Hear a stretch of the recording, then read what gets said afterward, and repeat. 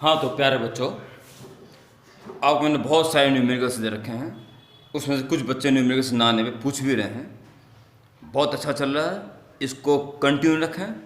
और चूँकि वीडियो भेज के कोर्स को आगे बढ़ाना है, इसलिए वीडियो भी भेजनी ज़रूरी है। इसलिए आप जब न्यूमेरिकल्स आपको मिलते हैं तो थोड़ा एडिशनल टाइम दिया करो, सारी रात बैठ जाया करो उनको लेकर, ज़रूरी है।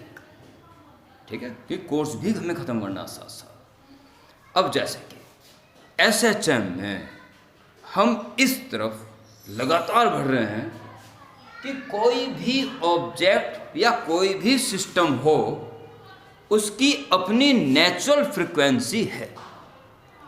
अगर वो हिला, जब कभी वो हिला, हिला का मतलब वाइब्रेट करा, तो उस डेफिनेट फ्रिक्वेंसी से ही उसका वाइब्रेशन होना तय है। उससे कम या ज़्यादा फ्रिक्वेंसी से वो हिल ही नहीं सकता। और इस तरफ आगे बढ़ते हुए आपने इस व्यवस्था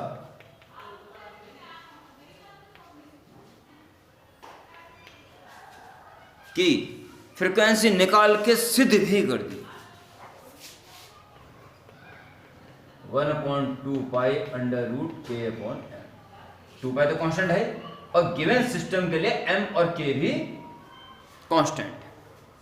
हाँ, स्प्रिंग बदल दोगे या दूसरा मास, फिर तो सिस्टम चेंज हो गया, फिर उसकी अलग होगी। परंतु इस गिवन सिस्टम की फ्रिक्वेंसी सुनिश्चित है।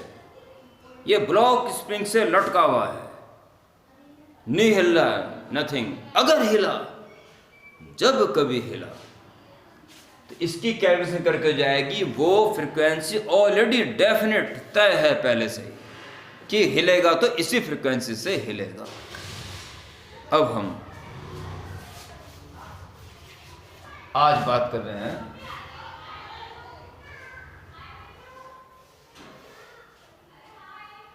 किसी लिक्विड में कोई वुडन ब्लॉक लटका हुआ है, वो डूबा हुआ है,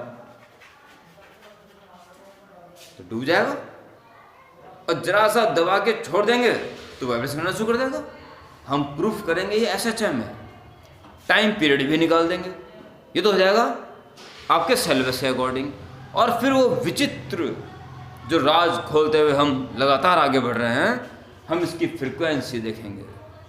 आप इस चीज़ को देखेंगे कि इस व्यवस्था की फ्रिक्वेंसी भी इसके हिलने से पहले ही तय है कि अगर हिला, जब कभी हिला, 1 सेकंड में कितने वाइब्रेशंस पूरे कर लेगा, ये पहले से ही प्री डिसाइडेड है। ओके, तो नेक्स्ट हेडिंग, मोशन या oscillations. Oscillations of A wooden cylinder in a liquid, in a liquid. Oscillations of wooden cylinder in a liquid।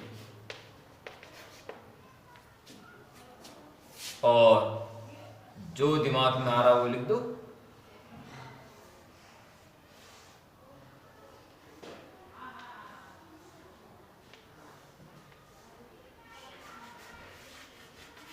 Let a wooden cylinder of mass m is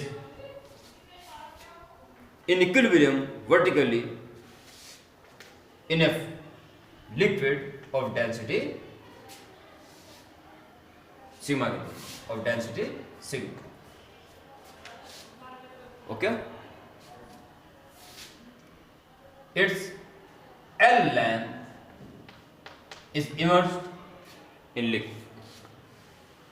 hand डाल के सबसे पहले diagram बना लें, और फिर जो मैंने बोला मैं दोबारा बोल देता हूँ, जो दिखता है वो लिख दिया करो। अब ये चीज़ आपके लिए आम बात हो जानी चाहिए। Let a wooden cylinder of mass m is vertically immersed in equilibrium in a fluid या liquid of density sigma. L length is immersed in fluid, liquid. Okay, ठीक है। इन इक्विलिब्रियम, सारी बातें लिख देने के बाद, इन इक्विलिब्रियम इसका जो वेट है किससे बैलेंस हुआ? यस, अपथर से। और अपथर किससे इक्वल है? जितना ये डूब गया, जितना लिक्विड से बाहर निकला डिस्प्लेस, उसके वेट के इक्वल। कई बार प्रूफ कर चुके, कई बार बात हो चुकी है। अपथर्स्ट, mg इज इक्वल टू अपथर्स्ट। चलो लिख दो अपथर्स्ट। अपथर्स्ट यानी कि सिग्मा इंटू इसका वॉल्यूम ए, मान लो ए इंटू एल, इतना वॉल्यूम डूबा, इतने बाहर निकल गया, इंटू डेंसिटी, ये मास हो गया, और इंटू जी, डिस्प्लेस्ड लिक्विड का वेट, ये एक थर्स्ट होता है। जिस जी कैंसिल, और m is equal to sigma A L equal कह दो, कोई दिक्कत। प्यारे बच्चों, इक्विलिब्रियम में अब हम आए और जरा सा दबा दिया और हाथ हटा दिया, ऑसिलेशन शुरू हो गया। ये ऑसिलेशन इसीलिए हुआ ना कि जब हमने उसको दबा दिया तो डिस्प्लेस वाटर और ज़्यादा बाहर निकल गया, अब थर्स्ट और स्ट्रांग हो गया। अब तो उसके वेट तो पहले बैलेंस कर रहा था, अब तो स्ट्रांग हो गया, हाथ हटाते ऊपर जाना ही पड़ेगा उसको, ठीक है। इसलिए नेट फोर्स हम निकाल देंगे, फोर्स निकल गया, एक्सेलरेशन निकल गया, बस हो गया सिस्टम प्रूफ। रूपरेखा एक जैसी है, आर्टिकल सारे आसान हैं, ठीक है। तो इसके बाद now cylinder is some depressed and leak, oscillation start, ये लिखना है, oscillation start when it is wide displacement below mean position, then, तो यहां तक wide displacement below the mean position, then net force F is equal, अब अपथर ज्यादा हो गया, अपथर ये था ना सिग्मा, इस पे छोड़ा हो जाती है, sigma into A into L plus Y, L तो डूबा हुआ था, वाई और डूब गया, इंटू जी। इतना अपथर्स लग रहा, इतना फालतू डूबने के कारण ज्यादा हो गया, जबकि डाउनवर्ड वेट वही है जी, सिग्मा ए एल जी, तो उसको बैलेंस कर रहा था, ये तो फालतू डूब गया, इससे अपथर ज्यादा हो गया, और ये नेट फोर्स इसके ऊपर लग गया, कहां? ऊपर की ओर। डिस्प्लेसमेंट नीचे है तो फोर्स ऊपर लगा, सो टेक माइनस, और यहां लिख भी देना माइनस का, minus sign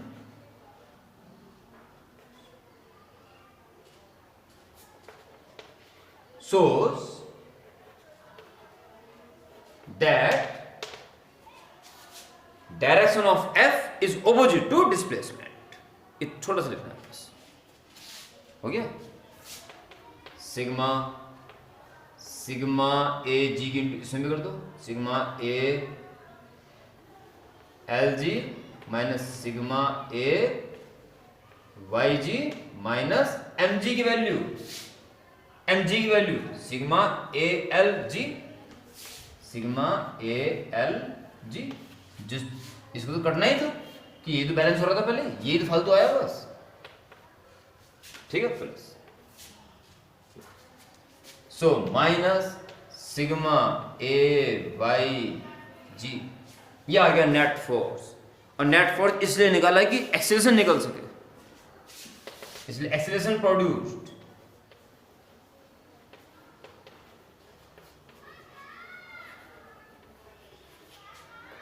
A is equal to F upon M, F है minus sigma A Y ji upon M, M की वैल्यू दीजिए sigma A L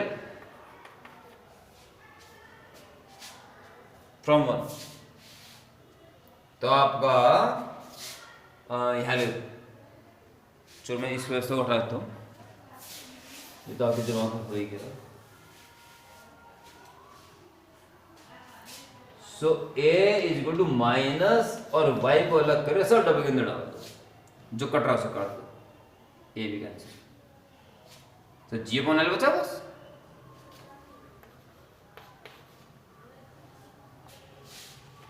ji upon L,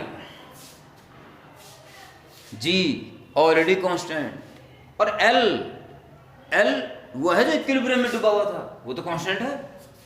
हाँ, वुडन बॉक्स थोड़ा बाहर ले लो तो ज्यादा हो जाएगा, या लिक्विड कोई दूसरा ले लो चेंज हो जाएगा, परंतु गिवन सिस्टम ना तो इस वुडन सिलेंडर को छेड़ना है ना लिक्विड छेड़ना है, गिवन सिस्टम, तो भैया जी और एल भी कांस्टेंट है, ठीक है।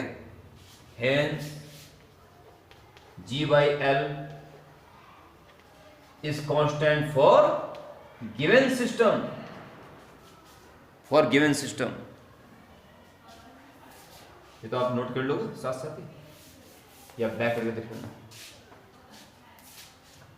Therefore a proportional to minus y, बस इतना बहुत है सचन के लिए। So such motion is SHM, hence time period t is equal to 2 pi, पहले formula, displacement y upon acceleration a, t is equal to 2 pi under root y upon a की वैल्यू, y upon a की वैल्यू l upon g, बताया था ना, minus sign के direction show कर रहा है, 2 pi under root l upon g। ये इस टाइम पीरियड के साथ ऑसिलेशंस करेगा, और जिस डायरेक्शन में मैं आपको आगे ले जा रहा हूं इसका उल्टा क्या हो जाएगा, frequency 1/2 pi under root G by L, L जो इक्विलिब्रियम में डूबा हुआ है और जी कांस्टेंट है, बस इसको नाप लो, गुणा भाग करो, फ्रीक्वेंसी निकल जाएगी। जब कभी ये हिलेगा इसी फ्रीक्वेंसी से हिलना इसका तय है, बिल्कुल तय है। ओके, जब आर्टिकल हो ही रहे हैं तो एक आर्टिकल और जोड़ लो उसमें, भले लंबी बनने दो वीडियो, क्योंकि गर्म गर्म हालात में आप सब कुछ समझ जाएंगे। इसमें ज़्यादा टाइम दीजिए समझाने में, अगले आर्टिकल चूंकि इसके साथ साथ हो रहा है तो जल्दी निपट जाएगा। एक आर्टिकल और इसी में ले लें ताकि काम भी निपटे आपका। हैंड डालेंगे, मैं पहले बता देता हूँ।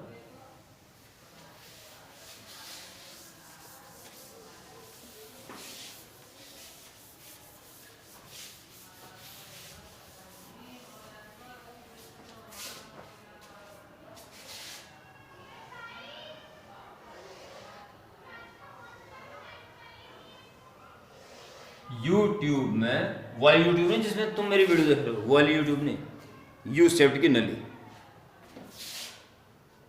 एक लिक्विड बना हुआ, दोनों आर्म में सेम हाइट तक की एटमॉस्फेरिक प्रेशर के कारण अटेंड होंगी। अगर आप यहां से फूंक मारो, उसको थोड़ा नीचे करो, उसको ऊपर कर दो और छोड़ दो, तो ये वापस आराम से नहीं आएगा, ये ऑसिलेशंस करेगा। We have to prove such oscillations are SHM, find its time period of oscillations, और हम विशेष तौर पे इसकी फ्रीक्वेंसी भी निकालेंगे। एक लाइन में काम है खाली। तो oscillations of liquid column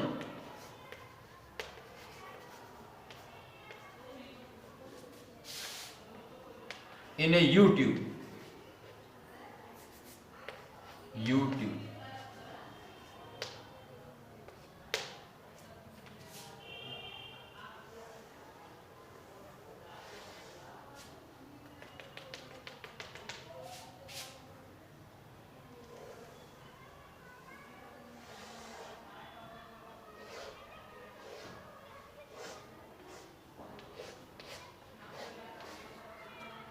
और ये जितना नीचे आ जाएगा उतने इसको ऊपर उठना पड़ेगा। अगर y डिस्प्लेसमेंट नीचे आएगा तो वो तो y ऊपर पहुंच जाएगा, ठीक है। ये ये दोनों ही डायग्राम बना देना और देखना, ये एल लेंथ टोटल मान लो यहाँ से लेके यहाँ तक, ठीक है। Cross sectional area everywhere A मान लो, everywhere same cross sectional area. लिखने की शुरुआत, density roman, considering a U tube having cross sectional area A everywhere, a liquid having density rho is filled in it, total length of liquid column is L। बस आगे पीछे कुछ भी बता दो, A रो और L के बारे में बता दो, जैसे मर्जी, जैसा आपको अच्छा लग रहा हो वैसे बता दिया, ठीक। बताना जरूरी है।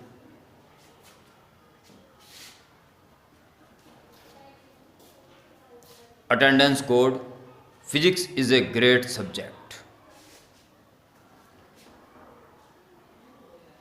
बताया सब कुछ। Now in one column liquid is some depressed and released, oscillations starts when there is displacement y या one level is y below the mean position, then in other arm y displacement above the mean position। now इस situation के बारे में बता के, now net force F is equal to, प्यारे बच्चों force लगा ही क्यों, ये लोअर कॉलम है और यहां से y प्लस वाई, ये 2y लेंथ का पानी अगर बाहर निकाल दें लिक्विड तो कोई ऑक्सीडेशन नहीं होने का। ये तो एडिशनल है, एडिशनल, इसका जो वेट है ये है जिम्मेदार, ये लग रहा है फोर्स, इसका जो वेट निकाल दो, यही इस पूरे कॉलम पे लगने वाला फोर्स है, जिससे ऑक्सीडेशन शुरू हो जाएगा, मोशन शुरू हो जाएगा। तो net force weight of additional height, weight of liquid of length 2y और वही माइनस में, ठीक है। कारण डिस्प्लेसमेंट इधर है तो फोर्स ऊपर लग रहा है, यहां डिस्प्लेसमेंट ऊपर है तो फोर्स नीचे लग रहा है, तब यूं आएगा माइनस, कितना वेट हो जाएगा इसका भाई, डेंसिटी रो है into volume cross sectional area into 2y into A, volume हो गया और ये हो गया मास, और इंटू जी, ये वेट है जी। Minus sign shows that direction of force is opposite to displacement, therefore acceleration produced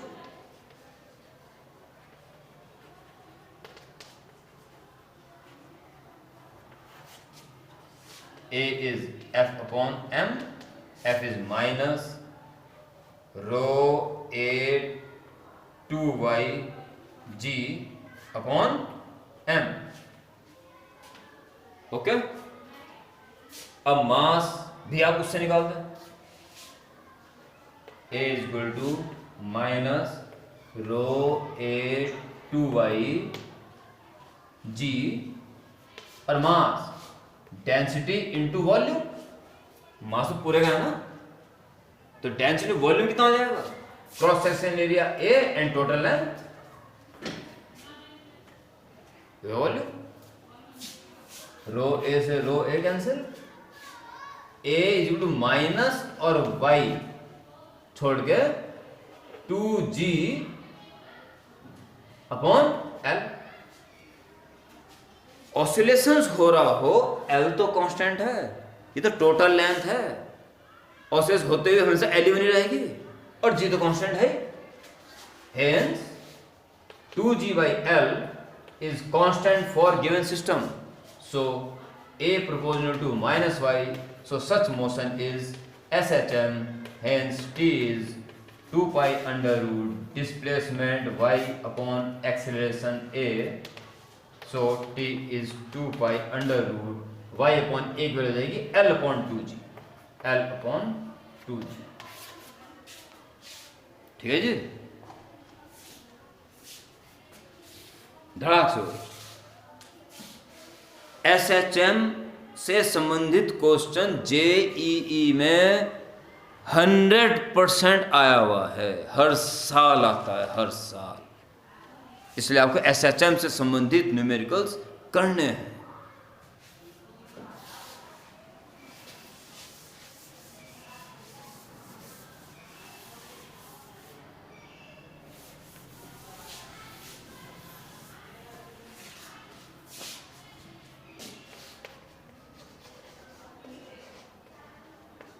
ये एक व्यवस्था है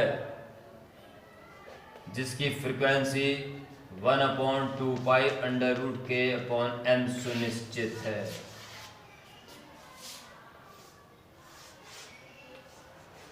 ये एक व्यवस्था है जिसकी frequency 1/2 pi under root g/l सुनिश्चित है। अभी क्या किया, यूट्यूब। ये एक व्यवस्था है जिसकी frequency 1/2 pi under root 2g/l सुनिश्चित है। ऐसे कुछ और भी बातें आएंगी। आप लगातार इस तरफ बढ़ रहे हो आगे कि जो जो व्यवस्थाएं आपको दी जाएं, ये पीपल का वृक्ष, ये चेयर, ये फैन, ये वो और ये वो, इन सब की फ्रीक्वेंसी अपनी अपनी सुनिश्चित है, अपनी अपनी। इस फ्रीक्वेंसी से इन्हें हिलाओगे तो ये, या इनको हिलाओगे तो इन प्री डिसाइडेड फ्रीक्वेंसी से ही ये हिलेंगे। संसार में हर ऑब्जेक्ट की अपनी अपनी नेचुरल फ्रीक्वेंसीज तय हैं।